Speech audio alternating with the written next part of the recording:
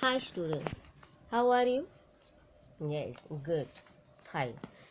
तो आज हम पहले जो 8 पाठ पढ़ा था विश्राम, तो पूर्ण विश्राम में हमने देखा कि लेखक और लेखक की पत्नी विश्राम करने के लिए जाते हैं, लेकिन उन्हें या लेखक की पत्नी को याद आता है कि खिड़की तो खुली नहीं है।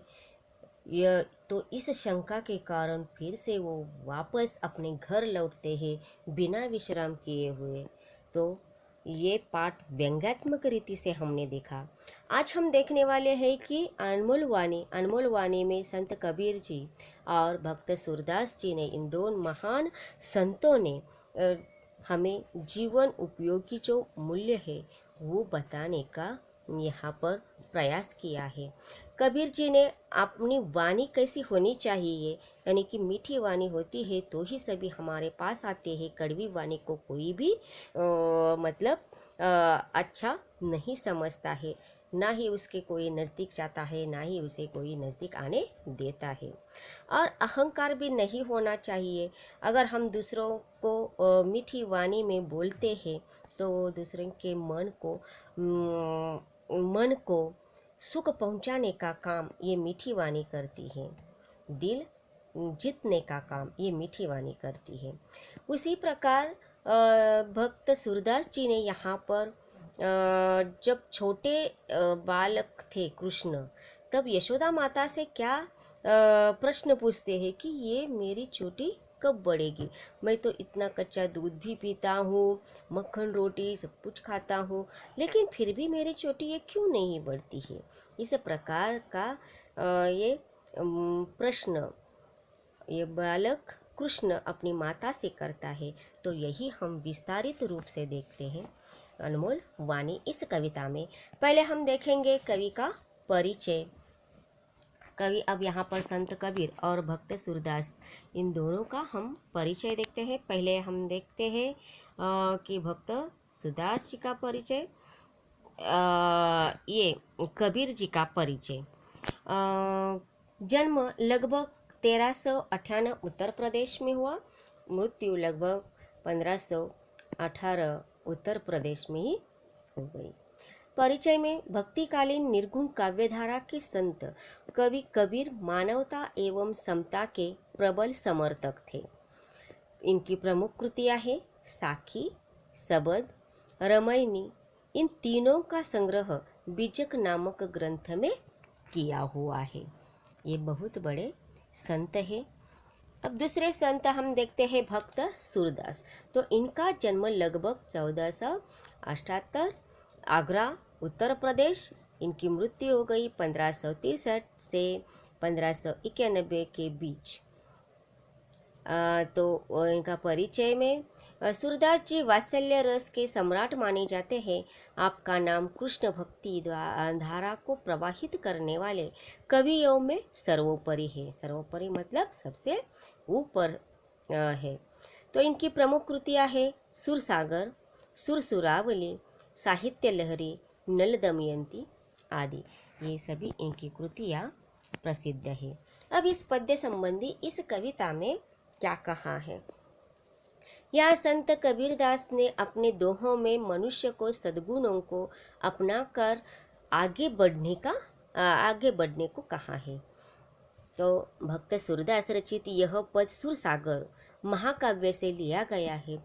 इसमें श्री कृष्ण की बाल सुलभ लीलाओं का वर्णन किया है, मतलब जब छोटे कृष्ण थे तब का वर्णन।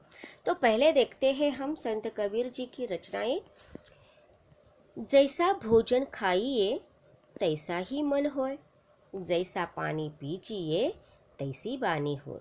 मतलब हम जिस प्रकार का भोजन मतलब खाना खाते हैं, उसी प्रकार की हमारी बानी, मतलब जो बोलते हैं वाणी, उसे बानी कहाँ है, तो उसी प्रकार की हो जाती है। उसी प्रकार हम जैसा जल पीते हैं, है ना, जल मतलब पानी, तो उसी प्रकार हमारी भाषा यानी वाणी भी हो जाती है। कबीर जी कहते हैं कि हम जैसा भोजन करेंगे वैसा ही हमारा मन हो जाता है। उसी प्रकार हम जैसा जल पीते हैं, पानी पीते हैं, वैसी ही हमारी भाषा यानी कि ये वाणी हो जाती है। अर्थात सादा, शुद्ध, सात्विक आहार और पवित्र जल ग्रहण करने से हमारा मन और वाणी पवित्र होते हैं। कहने का अर्थ यह है कि खान पान का हमारे शरीर पर बहुत बड़ा प्रभाव पड़ता है। तो दूसरी मतलब जो हम खाना खाते हैं उसका हमारे बोलचाल पर भी प्रभाव दिखाई देता है। तो दूसरी दो पंक्तियों में क्या कहा है देखो, ऐसी बाणी बोलिए मन का आपा खोए और अनको शीतल करे आपो शीतल होए। यानी कि ऐसे हमें बोलना चाहिए कि जो हमारी बोली सुनकर, हमारी वाणी सुनकर सामने वाला भी विनम्रता से हमसे बातें करे, और जो भी हमारी वाणी मतलब ये बोली सुनेगा, वाणी सुनेगा, वो भी प्रसन्न हो जाएगा। यानी कि हमें ऐसी मीठी वाणी बोलनी चाहिए और साथ ही साथ स्वयं को भी प्रसन्नता होती, खुद को भी प्रसन्नता होगी। और मीठी बोली दूसरों को तो सुख पहुंचाती ही है, इससे खुद को भी आनंद होता है। अर्थात मीठी बोली ये दिल जीते जाते हैं। मीठी बोली से क्या किया जाता है, दूसरों के दिल जीतने का काम ये मीठी बोली करती है। अगली दो पंक्तियों में देखो, बुरा जो देखन में चला बुरा ना मिलिया कोई, जो दिल खोजा अपना मुझसा बुरा न कोई।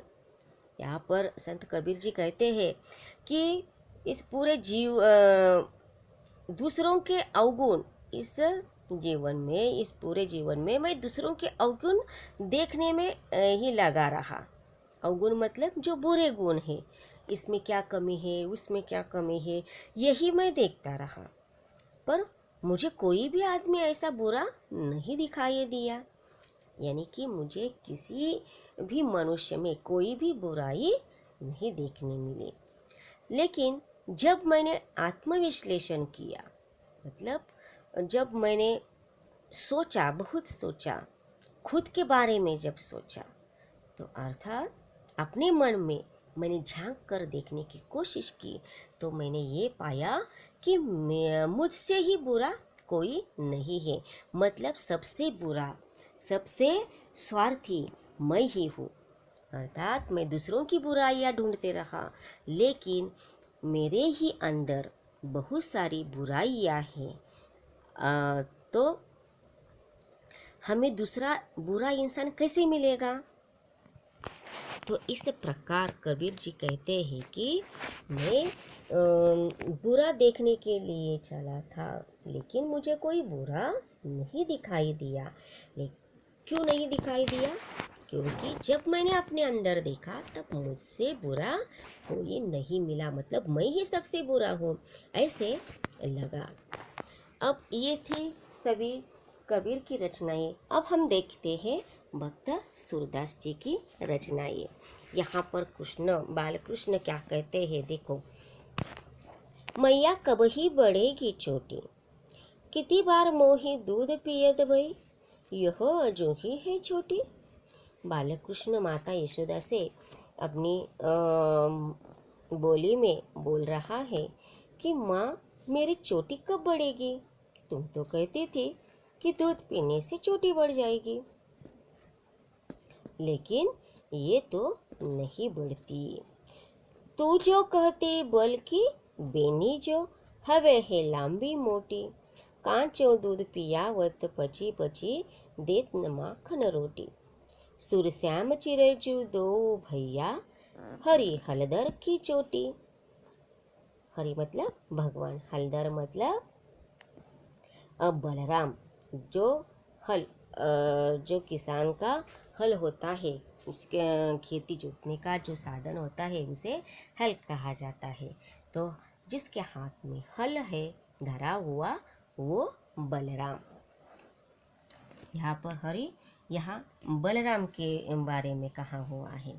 तो यहाँ कृष्ण जी कहते हैं, छोटे बालक कृष्ण अपनी माता से कह रहे कि मुझे दूध पीते हुए बहुत समय हो गया, पर यह अभी भी छोटी की छोटी ही है, कब बढ़ेगी ये मेरी चोटी।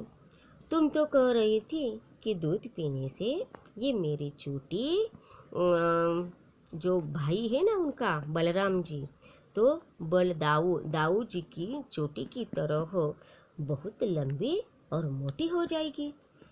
इस बहाने तुम मुझे बार बार कच्चा दूध पिलाती रही और मक्खन रोटी भी खाने को नहीं देती। और कहता है कि कच्चा दूध पिलाती हो और मक्खन रोटी खाने को नहीं देती मुझे, सिर्फ दूध पिलाती हो। सूरदास जी कहते हैं कि भगवान श्री कृष्ण और बलराम दोनों भाइयों की जोड़ी चिरंजीवी हो।